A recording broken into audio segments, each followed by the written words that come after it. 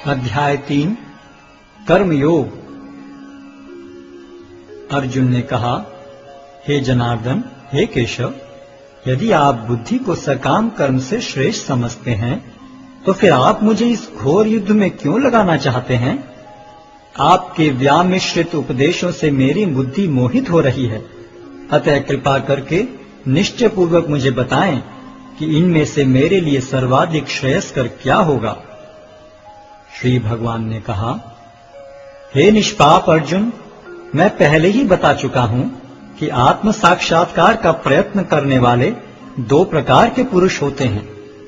कुछ इसे ज्ञान योग द्वारा समझने का प्रयत्न करते हैं तो कुछ भक्तिमय सेवा के द्वारा। न तो कर्म से विमुख होकर कोई कर्मफल से छुटकारा पा सकता है और न केवल संन्यास से सिद्धि प्राप्त की जा सकती है। प्रत्येक व्यक्ति को प्रकृति से अर्जित गुणों के अनुसार विवश होकर कर्म करना पड़ता है, अतः कोई भी एक क्षण भर के लिए भी बिना कर्म किए नहीं रह सकता। जो कर्म इंद्रियों को वश में तो करता है, किंतु जिसका मन इंद्रिय विषयों का चिंतन करता रहता है, वह निश्चित रूप से स्वयं को धोखा देता है और मिथ्याचारी कहलाता है। दूसरी ओर, यदि कोई निष्ठावान व्यक्ति अपने मन के द्वारा कर्मेंद्रियों को वश में करने का प्रयत्न करता है और बिना किसी आसक्ति के कर्मयोग प्रारंभ करता है, तो वह अति उत्कृष्ट है। अपना नियत कर्म करो, क्योंकि कर्म न करने की अपेक्षा कर्म करना श्रेष्ठ है। कर्म के बिना तो शरीर निर्वाह भी नहीं हो सकता। श्री विष्णु के लिए यज्ञ रूप में कर्म करना चाहिए, अन्यथा कर्म के द्वारा इस भौतिक जगत में बंधन उत्पन्न होता है। अतः हे कुंती पुत्र, उनकी प्रसन्नता के लिए अपने नियत कर्म करो। इस तरह तुम बंधन से सदा मुक्त रहोगे। सृष्टि के प्रारंभ में समस्त प्राणियों के स्वामी ने विष्णु के लिए यज्ञ सहित मनुष्यों तथा देवताओं की संततियों को रचा और उनसे कहा, तुम इस यज्ञ से सुखी रहो, क्योंकि इसके करने से तुम्हें सुखपूर्वक रहने तथा मुक्ति प्राप्त करने के लिए समस्त वांछित वस्तुएं प्राप्त हो सकेंगी। यज्ञों के द्वारा प्रसन्न होकर देवता तुम्हें भी प्रसन्न करेंगे और इस तरह मनुष्यों तथा देवताओं के मध्य सहयोग से सबों को संपन्नता प्राप्त होगी। जीवन की विभिन्न आवश्यकताओं की पूर्ति करने वाले विभिन्न देवता यज्ञ संपन्न होने पर प्रसन्न होकर तुम्हारी सारी आवश्यकताओं की पूर्ति करेंगे, किंतु जो इन उपहारों को देवताओं को अर्पित किए बिना भोगता है, वह निश्चित रूप से चोर है। भगवान के भक्त सभी प्रकार के पापों से मुक्त हो जाते हैं, क्योंकि वे यज्ञ में अर्पित किए भोजन प्रसाद को ही खाते हैं। अन्य लोग जो अपने इंद्रिय सुख के लिए भोजन बनाते हैं, वे निश्चित रूप से पाप खाते हैं। सारे प्राणी अन्न पर आश्रित हैं, जो वर्षा से उत्पन्न होता है। वर्षा यज्ञ संपन्न करने से होती है और यज्ञ नियत कर्मों से उत्पन्न होता है। वेदों में नियमित कर्मों का विधान है और ये वेद साक्षात श्री भगवान से प्रकट हुए हैं। फलतः सर्वव्यापी ब्रह्म यज्ञ कर्मों में सदा स्थित रहता है। हे प्रिय अर्जुन, जो मानव जीवन में इस प्रकार वेदों द्वारा स्थापित यज्ञ चक्र का पालन नहीं करता, वह निश्चय ही पाप में जीवन व्यतीत करता है। ऐसा व्यक्ति केवल इंद्रियों की तुष्टि के लिए व्यर्थ ही जीवित रहता है। किंतु जो व्यक्ति आत्मा में ही आनंद लेता है तथा जिसका जीवन आत्म साक्षात्कार युक्त है और जो अपने में ही पूर्णतया संतुष्ट रहता है, उसके लिए कुछ कारणीय कर्तव्य नहीं होता। स्वरूप सिद्ध व्यक्ति के लिए न तो अपने नियत कर्मों को करने की आवश्यकता रह जाती है, न ऐसा कर्म न करने का कोई कारण ही रह जाता है। उसे किसी अन्य जीव पर निर्भर रहने की आवश्यकता भी नहीं रह जाती। अतः कर्म फल में आसक्त हुए बिना मनुष्य को अपना कर्तव्य समझकर निरंतर कर्म करते रहना चाहिए, क्योंकि अनासक्त होकर कर्म करने से उसे पर ब्रह्म की प्राप्ति होती है। जनक जैसे राजाओं ने केवल नियत कर्मों को करने से ही सिद्धि प्राप्त की। अतः सामान्य जनों को शिक्षित करने की दृष्टि से तुम्हें कर्म करना चाहिए। महापुरुष जो जो आचरण करता है, सामान्य व्यक्ति उसी का अनुसरण करते हैं। वह अपने अनुसरणीय कार्यों से जो आदर्श प्रस्तुत करता है, संपूर्ण विश्व उसका अनुसरण करता है। हे प्रथापुत्र, तीनों लोकों में मेरे लिए कोई भी कर्म नियत नहीं है। न मुझे किसी वस्तु का अभाव है और न आवश्यकता ही है, तो भी मैं नियत कर्म करने में तत्पर रहता हूँ। क्योंकि यदि मैं नियत कर्मों को सावधानी पूर्वक न करूं, तो हे पार्थ, यह निश्चित है कि सारे मनुष्य मेरे पथ का ही अनुगमन करेंगे। यदि मैं नियत कर्म न करूं, तो ये सारे लोग नष्ट हो जाएंगे। तब मैं अवांछित जन समुदाय को उत्पन्न करने का कारण हो जाऊंगा और इस तरह संपूर्ण प्राणियों की शांति का विनाशक बनूंगा। जिस प्रकार अज्ञानी जन फल की आसक्ति से कार्य करते हैं, उसी तरह विद्वान जनों को चाहिए कि वे लोगों को उचित पथ पर ले जाने के लिए अनासक्त रहकर कार्य करें। विद्वान व्यक्ति को चाहिए कि वह सकाम कर्मों में आसक्त अज्ञानी पुरुषों को कर्म करने से रोके नहीं, ताकि उनके मन विचलित न हो, अपितु भक्ति भाव से कर्म करते हुए वह उन्हें सभी प्रकार के कार्यों में लगाएं, जिससे कृष्ण भावनामृत का क्रमिक विकास हो। जीवात्मा अहंकार के प्रभाव से मोहग्रस्त होकर अपने आप को समस्त कर्मों का कर्ता मान बैठता है, जबकि वास्तव में वे प्रकृति के तीनों गुणों द्वारा संपन्न किए जाते हैं। हे महाबाहो, भक्ति भाव में कर्म तथा सकाम कर्म के भेद को भली भांति जानते हुए जो परम सत्य को जानने वाला है, वह कभी भी अपने आप को इंद्रियों में तथा इंद्रिय तृप्ति में नहीं लगाता। माया के गुणों से मोहग्रस्त होने पर अज्ञानी पुरुष पूर्णतया भौतिक कार्यों में संलग्न रहकर उनमें आसक्त हो जाते हैं। यद्यपि उनके ये कार्य उनमें ज्ञानाभाव के कारण अधम होते हैं, किंतु ज्ञानी को चाहिए कि उन्हें विचलित न करे। अतः हे अर्जुन, अपने सारे कार्यों को मुझ में समर्पित करके मेरे पूर्ण ज्ञान से युक्त होकर लाभ की आकांक्षा से रहित, स्वामित्व के किसी दावे के बिना तथा आलस्य से रहित होकर युद्ध करो। जो व्यक्ति मेरे आदेशों के अनुसार अपना कर्तव्य करते रहते हैं और ईर्ष्या रहित होकर इस उपदेश का श्रद्धा पूर्वक पालन करते हैं, वे सकाम कर्मों के बंधन से मुक्त हो जाते हैं। किंतु जो ईर्ष्यावश इन उपदेशों की उपेक्षा करते हैं और इनका पालन नहीं करते, उन्हें समस्त ज्ञान से रहित, दिग्भ्रमित तथा सिद्धि के प्रयासों में नष्ट भ्रष्ट समझना चाहिए। ज्ञानी पुरुष भी अपनी प्रकृति के अनुसार कार्य करता है, क्योंकि सभी प्राणी तीनों गुणों से प्राप्त अपनी प्रकृति का ही अनुसरण करते हैं। भला दमन से क्या हो सकता है? प्रत्येक इंद्रिय तथा उसके विषय से संबंधित राग द्वेष को व्यवस्थित करने के नियम होते हैं। मनुष्य को ऐसे राग तथा द्वेष के वशीभूत नहीं होना चाहिए, क्योंकि ये आत्म साक्षात्कार के मार्ग में अवरोधक हैं। अपने नियत कर्मों को दोषपूर्ण ढंग से संपन्न करना भी अन्य के कर्मों को भली भांति करने से श्रेयस्कर है। स्वीय कर्मों को करते हुए मरना पराये कर्मों में प्रवृत्त होने की अपेक्षा श्रेष्ठतर है, क्योंकि अन्य किसी के मार्ग का अनुसरण भयावह होता है। अर्जुन ने कहा, हे वृष्णिवंशी, मनुष्य न चाहते हुए भी पाप कर्मों के लिए प्रेरित क्यों होता है? ऐसा लगता है कि उसे बलपूर्वक उनमें लगाया जा रहा हो। श्री भगवान ने कहा, हे अर्जुन, इसका कारण रजोगुण के संपर्क से उत्पन्न काम है, जो बाद में क्रोध का रूप धारण करता है और जो इस संसार का सर्वभक्षी पापी शत्रु है। जिस प्रकार अग्नि धुएं से, दर्पण धूल से अथवा भ्रूण गर्भाशय से आवृत रहता है, उसी प्रकार जीवात्मा इस काम की विभिन्न मात्राओं से आवृत रहता है। इस प्रकार ज्ञान में जीवात्मा की शुद्ध चेतना उसके काम रूपी नित्य शत्रु से ढकी रहती है, जो कभी भी तुष्ट नहीं होता और अग्नि के समान जलता रहता है। इंद्रियां, मन तथा बुद्धि इस काम के निवास स्थान हैं। इनके द्वारा यह काम जीवात्मा के वास्तविक ज्ञान को ढककर उसे मोहित कर लेता है।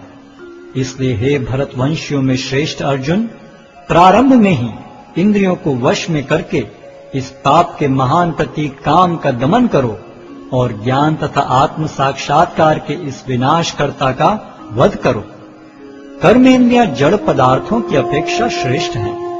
मन इंद्रियों से बढ़कर है, बुद्धि मन से भी उच्च है, और वह आत्मा बुद्धि से भी बढ़कर है। इस प्रकार हे महाबाहु अर्जुन, अपने आप को भौतिक इंद्रियों, मन तथा बुद्धि से परे जानकर और मन को सावधान आध्यात्मिक बुद्धि से स्थिर करके आध्यात्मिक शक्ति द्वारा इस काम रूपी दुर्जय शत्रु को जीतो।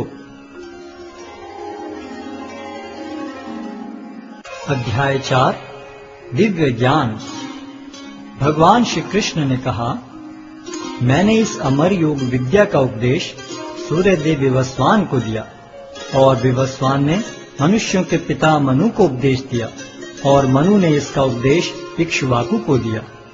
आज मेरे द्वारा वही यह प्राचीन योग यानी परमेश्वर के साथ अपने संबंध का विज्ञान तुमसे कहा जा रहा है, क्योंकि तुम मेरे भक्त तथा मित्र हो।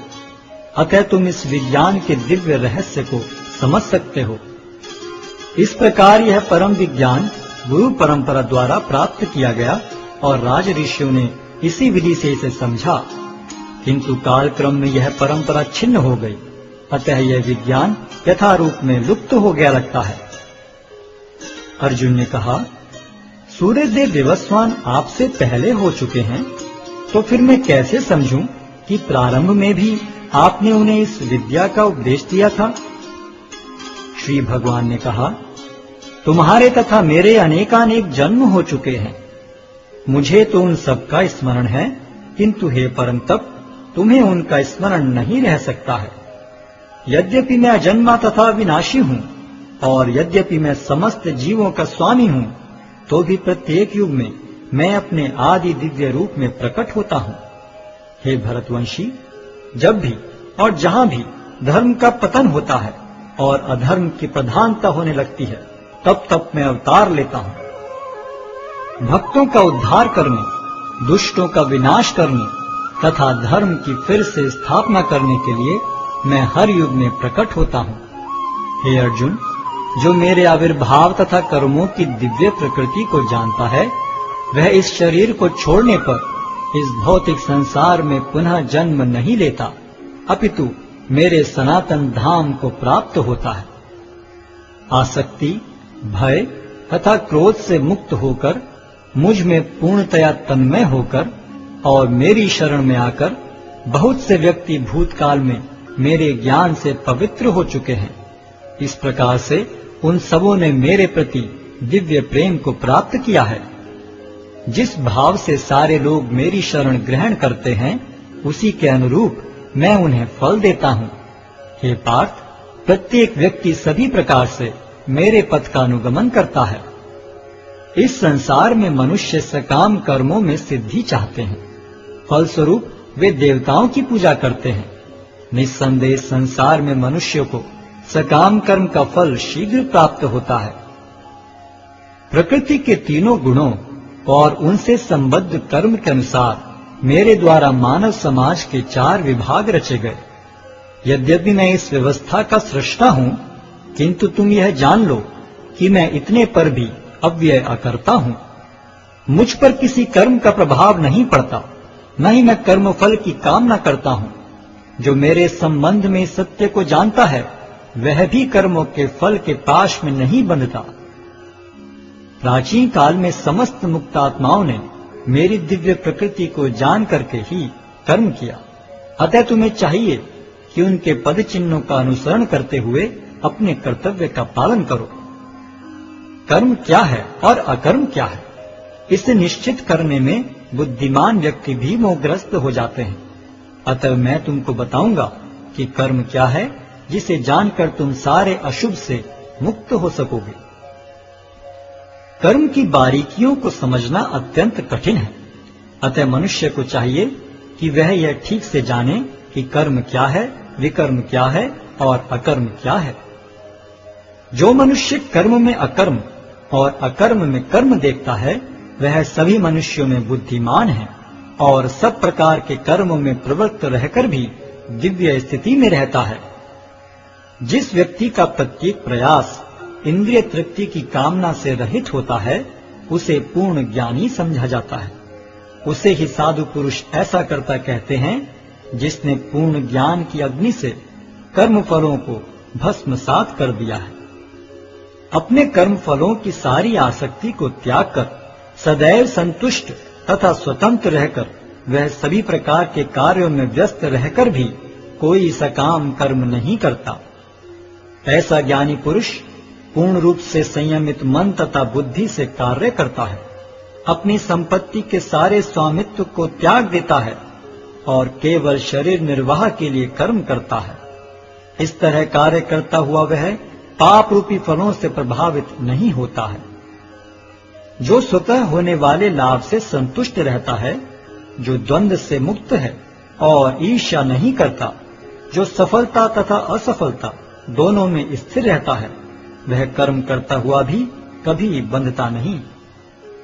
जो पुरुष प्रकृति के गुणों के प्रति अनासक्त है और जो दिव्य ज्ञान में पूर्णतया स्थित है, उसके सारे कर्म ब्रह्म में लीन हो जाते हैं।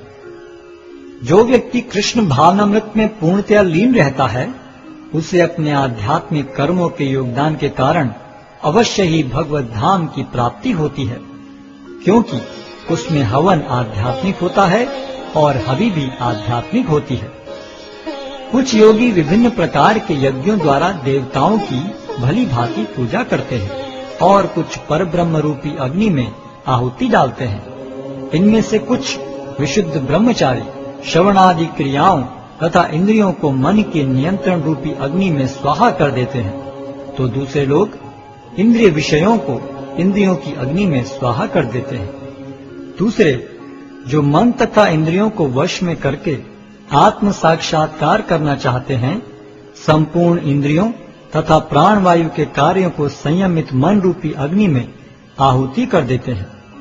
कठोर व्रत अंगीकार करके कुछ लोग अपनी संपत्ति का त्याग करके कुछ कठिन तपस्या द्वारा, कुछ अष्टांग योग पद्धति के अभ्यास द्वारा अथवा दिव्य ज्ञान में उन्नति करने के लिए वेदों के अध्ययन द्वारा प्रबुद्ध बनते हैं।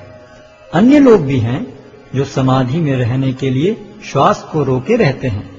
वे अपान में प्राण को और प्राण में अपान को रोकने का अभ्यास करते हैं और अंत में प्राण अपान को रोककर समाधि में रहते हैं।